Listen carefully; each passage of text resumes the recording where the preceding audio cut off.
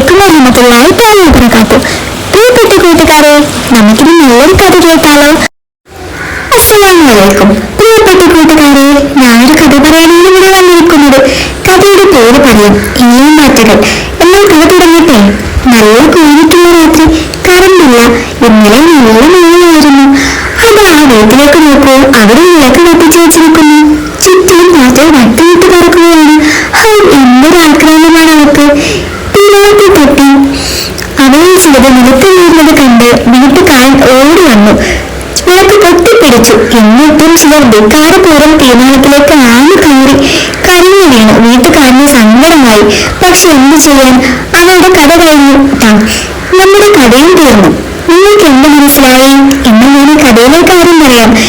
നബി സല്ലല്ലാഹു അലൈഹി വസല്ലം തന്നെ പറഞ്ഞു, ഈ പാട്ടുകളെ പോലെയാണ് മനുഷ്യർ. അവർ തെറ്റിലേക്ക് കണ്ണും നോക്കുന്നില്ലാതെ ചാടി വീഴും.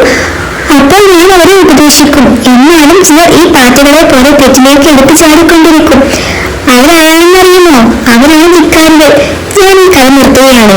നാം അനുസരണക്കേട് കാണിക്കുന്ന ധിക്കാരികളാകരുത് കേട്ടോ. അസ്സലാമു അലൈക്കും.